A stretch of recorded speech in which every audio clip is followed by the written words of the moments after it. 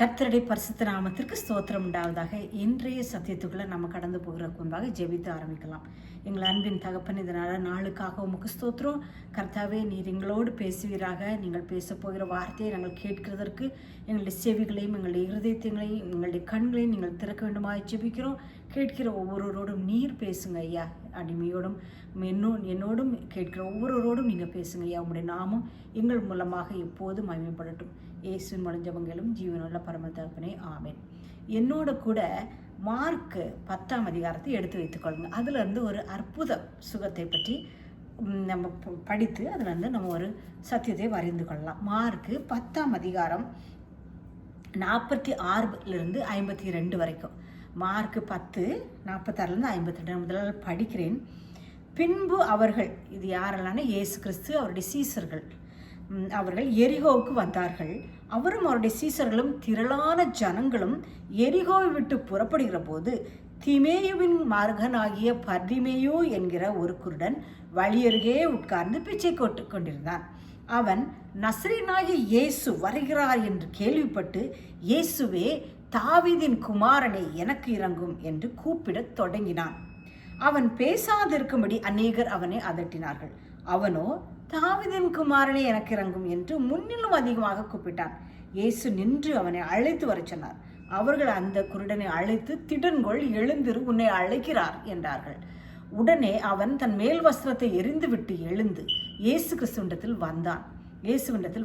இயேசு அவனை நோக்கி, நான் உனக்கு என்ன செய்ய வேண்டும் என்று இருக்கிறாய் என்றார். அதற்கு அந்த குருடன், ஆண்டவரே, நான் பார்வையடைய வேண்டும் என்றான். இயேசு அவனை நோக்கி, நீ போகலாம், உன் விசுவாசம் உன்னை ரட்சித்தது என்றார். உடனே அவன் பார்வையடைந்து வழியிலே இயேசுவுக்கு பின் சென்றான். ரொம்ப சிம்பிளான ஒரு ஸ்டோரி தான். இதில் இந்த இயேசு கிறிஸ்துவோட சீசர்களும் எருசலேமுக்கு போய் கொண்டிருக்கிறார்கள். இது மார்க் 10ஆம் அதிகாரம் தொடக்கத்தில் எழுதியிருக்கிறது. எருசலேமுக்கு போகிற வழியில் எரிகோன் வழியாக கடந்து போகிறார்கள். எரிகோக்குள்ளே போனாங்க, அப்புறம் எரிகோ விட்டு வெளியே போனாங்க அப்படின்னு தான் எழுதியிருக்கிறது 46ஆம் வசனம். ஸோ இந்த பர்டிகுலர் இன்சிடெண்ட்டில் எரிகோவில் இந்த ஒரே ஒரு சம்பவம் மாத்திரம் எழுதப்பட்டிருக்கிறது. வேதத்தில் அநேக காரியங்களை ரொம்ப தெளிவாக எழுதி வைத்திருப்பார் தேவன். சில காரியங்களை மேலோட்டமாக எழுதி வைத்திருப்பார். இந்த பர்டிகுலர் இன்சிடெண்ட் ஒரு மிராக்கள், ஒரு அற்புதம், இந்த மனுஷனுக்கு நடந்த காரியத்தை தெளிவாக எழுதி வைத்திருக்கிறார். அதில் ஒரே ஒரு அற்புதத்தை மாத்திரம்தான் இதில் ரெக்கார்ட் ஆகிருக்கு எரிகோவில். வேற மற்ற காரியங்களாம் நடந்ததா இருந்தால் நமக்கு தெரியல. ஒருவேளை நடந்திருந்தால் எழுதி வைத்திருந்திருக்கலாம். ஸோ எரிகோவில் நடந்த ஒரு அற்புதம். இயேசு கிறிஸ்து இந்த ஒரு மனிதனை சுகமாக்குறதற்காகவே அந்த வழியாக போன மாதிரியாகத்தான் இது இருக்கிறது.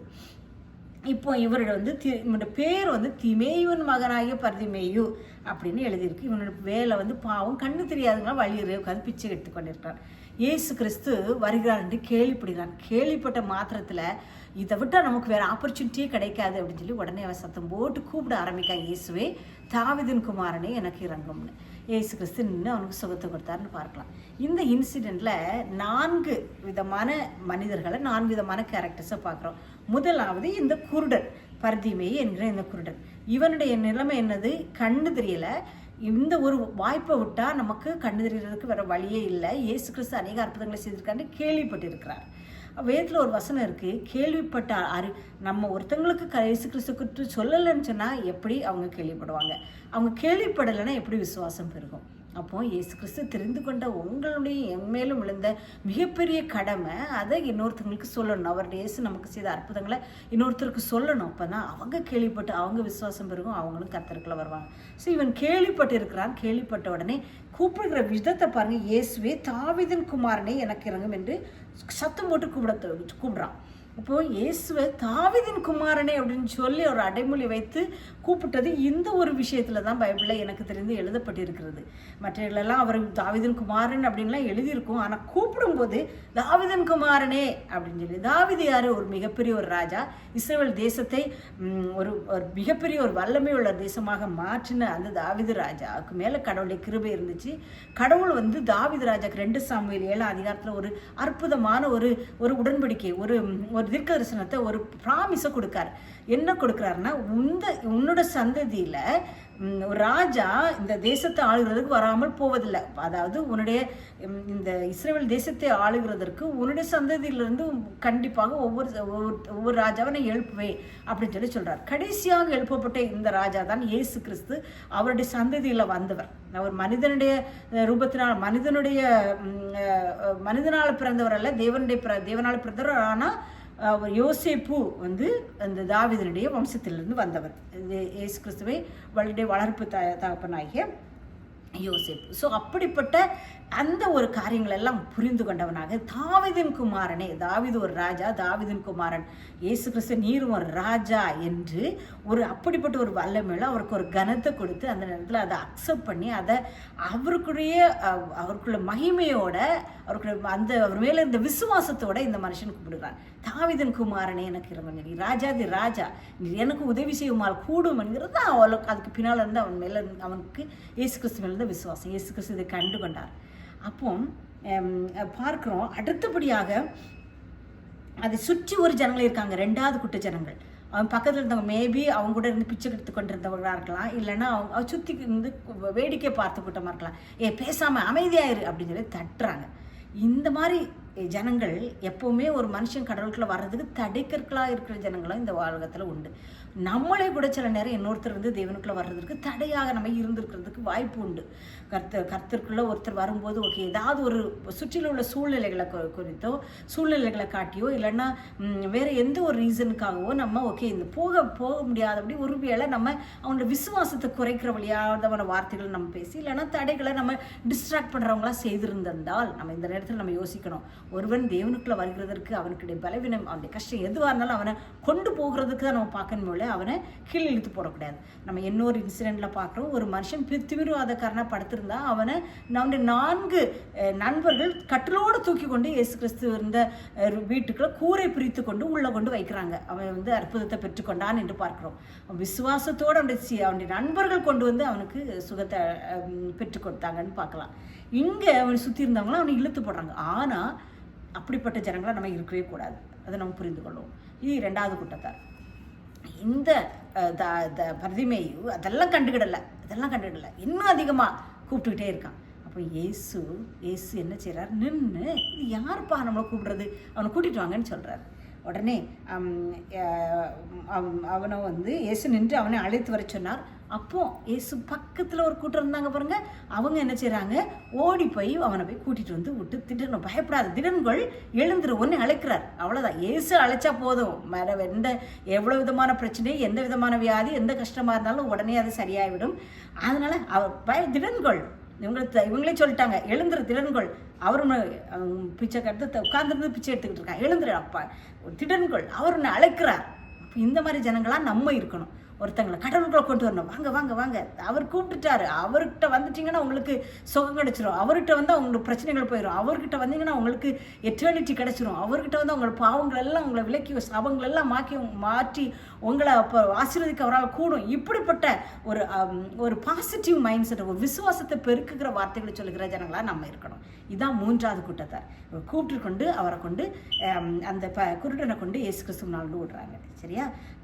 இப்போ மீண்டும் இந்த குருடன்கிட்டே போவோம். என்ன செய்யறான், மேல் வஸ்திரத்தை தூக்கி எரிஞ்சிட்டு போறான். அந்த மேல் வஸ்திரம் என்னது குறிக்குதுன்னு சொல்றாங்கன்னா, குருடர்கள் அடையாளம் காண்கிறதற்காக கொடுக்கப்பட்ட ஒரு விதமான சால்வைன்னு சொல்லியிருக்கு. அதை போர்த்தி கொண்டிருந்தவன், நான் அவரிடத்துல போறேன், இனிமே எனக்கு கண்ணு தெளிவு கிடைச்சிரும், இனிமே இது தேவையில்லை அப்படின்னு அப்பவே அந்த விசுவாசத்தை அவன் அறிக்கையிடுற வண்ணமா அந்த வஸ்திரத்தை தூக்கி தூர போட்டுட்டு அவரிடத்துல குதிச்சுக்கிட்டு எழும்பி ஓடி போறான். உடனே ஏசு என்ன சொல்கிறாருன்னா, அவனுக்கு என்ன செய்யணும், ஏசப்பாக்க தெரியாதா, இவன் குருடே, இவன் கூப்பிட்டுட்டே இருக்கான், எனக்கு இறங்கும் தாவீதின் குமாரனே, எனக்கு இறங்கும் தாவீதின் குமாரனே, எனக்கு இறங்கும் கத்திக்கிட்டு இருக்கான். இவனுக்கு என்ன வேணும்னு அவருக்கு தெரியாதா? எத்தனை வியாதிஸ்தரால் சுகமாக்கியிருக்காரு. ஆனாலும் அவன் வாயிலிருந்து அந்த வார்த்தை வர்றதுக்கு எதிர்பார்க்குறான். அநேக வேளைகளில் நம்மளுடைய கஷ்டங்கள், நம்மளுடைய தேவைகள் அவருக்கு தெரியும். ஆனால் கேளுங்கள் உங்களுக்கு தரப்படும் அப்படின்னு. எதுக்குன்னா, நம்ம கேட்கும்போது தான் நமக்கு விசுவாசம் பெருகும். கேட்கும்போது தான் நம்மளும் நம்மளுடைய எண்ணங்கள் அங்கங்கே அலவாஞ்சிக்கிட்டு இருக்கும், அதான் இதான்னு. ஆனால் ஒரு ஸ்பெசிஃபிக்காக ஒரு பாயிண்ட்டை நம்ம ஒரு இடத்துல கேட்கும்போது அதை பெற்றுக்கொள்கிறவர்களாக இருக்கும். இவனும் எனக்கு பார்வையடையணும், வேற எதையும் கேட்கல, நான் பார்வையடைய வேண்டும். அந்த இன்ஸ்டன்டே இயேசு கிறிஸ்து உன்னுடைய விசுவாசம் உன்னை ரட்சித்தது, நீ போகலாங்கிறார். இவன் என்ன பண்ணுறான் அப்போவே. அப்போ இயேசு கிறிஸ்துவை பற்றி நமக்கு ஒரு ஒர்க்காக பார்த்துட்டு போயிடலாம். இயேசு கிறிஸ்து என்ன சொன்னார்னா, தாவீதின் குமாரனே எனக்கு இறங்குன்னு சத்தம் போட்டான் இல்லையா, உடனே நின்று சொல்லியிருக்கு 49,000. இயேசு நின்று அவனை அழைத்து வச்சினார். நடந்து போயிட்டுருக்காரு, அவரை சுற்றி சீசர்கள் போயிட்டுருக்காங்க, பெரிய க்ரௌடு. அவர் போகிற இடங்கள்லாம் ஒரு பெரிய க்ரௌடு அவரை ஃபாலோ பண்ணதை நம்ம பார்க்குறோம். அவர் நின்றுட்டார். இயேசு கிறிஸ்து யார்? கர்த்தருடைய சத்தம் வல்லமையுள்ளது. கர்த்தருடைய சத்தம் கேதுரு மரங்களை உடைக்கும். சங்கீதக்காரன் அப்படியே எழுதி வைத்திருக்கிறார்.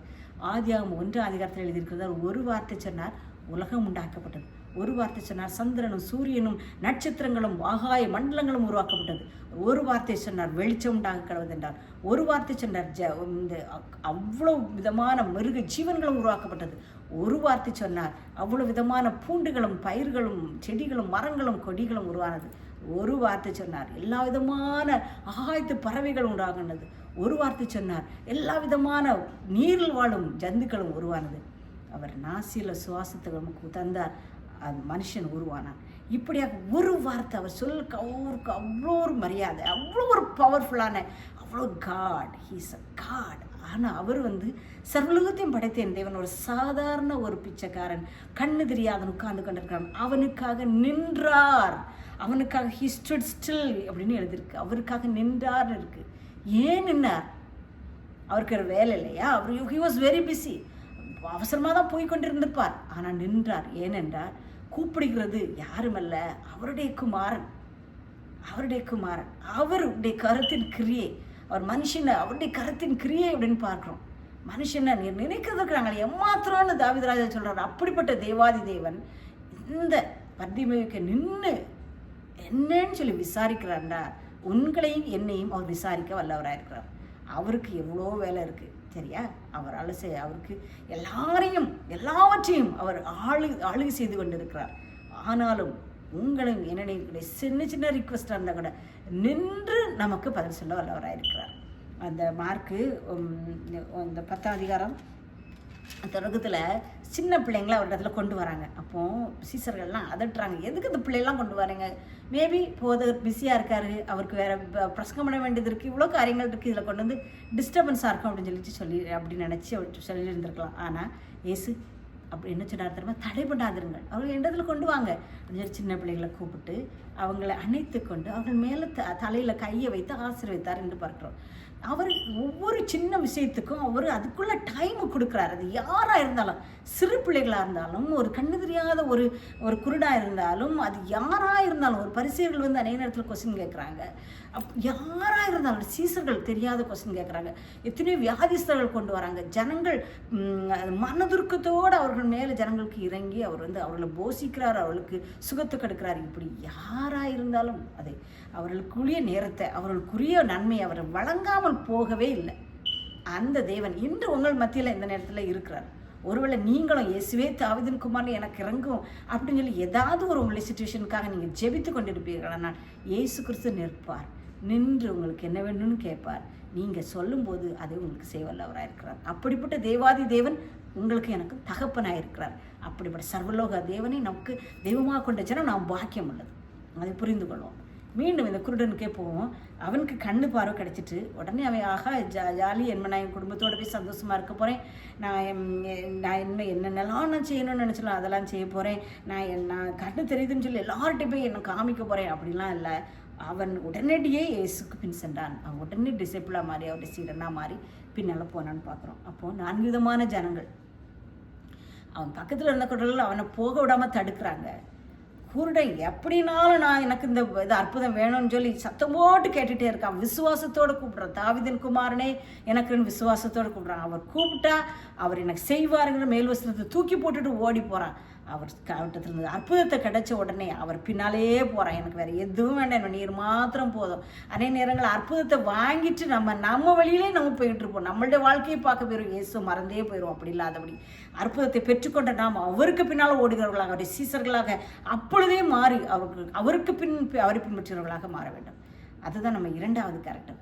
இயேசு கிறிஸ்து 3வது கேரக்டர், அல்டிமேட் கேரக்டர். அவர் நமக்காக உங்களுக்காக எனக்காக நேரத்தை செலவழிப்பார். நின்று உங்களுக்கு உதவி செய்ய வல்லவராக இருக்கிறார். என்ன தேவையாக இருந்தாலும் உங்களுக்காக எனக்காக அவர் நிற்பார். பிகாஸ் அவர் நம்ம பெரிய ஆட்கள் இல்லை, நம்ம ஒன்றுக்குமே உதவாதவர்கள், குப்பைகளும் ஒன்றுக்கும் உதவாதவர்களும், ஒரு ஆர்டினரி ஹியூமன் பீயிங். பட் அவர் நம்ம மேலே வைத்த அன்பின் நிமித்தமாக நமக்காக தன்னுடைய ஜீவனையே கொடுத்தவர். இந்த பிரச்சனைகளிலிருந்து நம்மளை விடுவிக்க வல்லவராய் இருக்கிறார். அதே தர வரலாறு இருக்கிறார். அதற்காக நிற்பார், நின்று நமக்கு உதவி செய்வார். அடுத்தபடியாக இயேசு சுற்றி இருந்த பக்கத்தில் இருந்த ஜனங்கள் உடனே ஓடி போய் குருடனை கொண்டு வந்து அவர் முன்னால் நிற்பாட்டுறாங்க. அப்படிப்பட்ட ஜனங்களாக, தேவையுள்ள ஜனங்களை இயேசு கிறிஸ்துவ வழிநடத்துகிறவர்களாக, அவர்களும் நம்ம பெற்ற அற்புதங்களைப் போல அவர்களும் பெற்றுக்கொள்ளணும்னு அவங்களையும் கொண்டு அவரிடத்துல இயேசு கிறிஸ்துவ கொண்டு வருகிற ஜனங்களாக நம்ம மாறுவோம். இந்த 4 விதமான கேரக்டர் ரொம்ப அருமையான ஸ்டோரி தான். இதில் தான் பர்திமேயு பேரை நம்ம எழுதி வச்சிருக்கு. விசேஷித்தமான ஒரு அற்புதம் தான் இது. திரும்ப திரும்ப படிக்கும்போது இதில் கர்த்தர் எவ்வளோ நன்மையான காரியங்களும் நமக்காக எழுதி வைத்திருக்கிறார் என்று பார்க்குறோம். நீங்களும் உட்கார்ந்துருந்து மார்க் 10ஆம் அதிகாரம் 46லேருந்து 52 ஒரு தடவைக்கு 2 தடவை, சில நேரம் ஒரு தடவை படிக்கும்போது வேகமாக படிச்சுட்டு போயிடுவோம், 2ஆவது தடவை படிக்கும்போது கூட கொஞ்சம் படிப்போம், ஒரு 3 தடவை படிச்சோன்னா அதில் உள்ள காரியங்களை இன்னும் கொஞ்சம் ஆழமாக புரிந்து கொள்வோம். ஜெபத்தோட வேதத்தை படிப்போம். கர்த்தர் உங்களோடு பேசுவார். அவர் உங்களுடைய தேவைகளுக்காக உங்களுக்காக நின்று உங்களுக்கு உதவி செய்ய வல்லவராக இருக்கிறார். ஜெபித்து முடிக்கலாம். எங்கள் அன்பின் தகப்பனே, இந்த நாளுக்காக உமக்கு ஸ்தோத்திரம். நீர் நின்றீர், சர்வத்தையும் படைத்த என் தேவன் நீர் நின்றீர். ஒரு பர்திமேயுடைய வேண்டுகோளுக்கு இணங்கி நின்றீரப்பா. எங்களுடைய வேண்டுகோளுக்காகவும் நீங்கள் நிற்கிறீங்கப்பா. எங்களுடைய தேவைகள் எதுவாக இருந்தாலும் கர்த்தாவே நீர் இதை பூர்த்தி செய்ய வல்லவராக இருக்கிறது. இந்த மெசேஜை கேட்டுக்கொண்டிருக்கிறவங்க யாராக இருந்தாலும் அவர்களுடைய தேவைகள் அப்பா, அவரோட ஃபிசிக்கல் நீட்ஸாக இருக்கலாம், சுகமாக இருக்கலாம், இல்லைன்னா ஆசீர்வாதமாக இருக்கலாம், இல்லைன்னா ஒரு பாவத்திலிருந்து அவங்க விடுதலை பெற முடியாத அளவுக்கு அவங்க தவித்து கொண்டு இருக்கலாம். அவருடைய தேவைகள் எதுவாக இருந்தாலும் இயேசுவே தாவீதின் குமாரனை எனக்கு இறங்கும் என்று அவர்கள் கூடும்போது நீர் அவர்களுக்காக நின்று அவர்களுக்கு ஒரு அற்புதத்தை நின்று நாளிலே நீர் செய்ய வல்லவராயிருக்கிறேன் என்று விசுவாசிக்கிறோம். நீர் அப்படியே செய்ய போகிற தயவுக்காக உமக்கு ஸ்தோத்திரம். கேட்டுக்கொண்டிருக்கிற ஒவ்வொருவரும் உடைய கரத்தில் வைக்கிறேன். இயேசுவின் மூலம் ஜெபங்களின் ஜீவனுள்ள பரம தகப்பனே, ஆமென். கர்த்தர் உங்களை ஆசீர்வதிப்பாராக.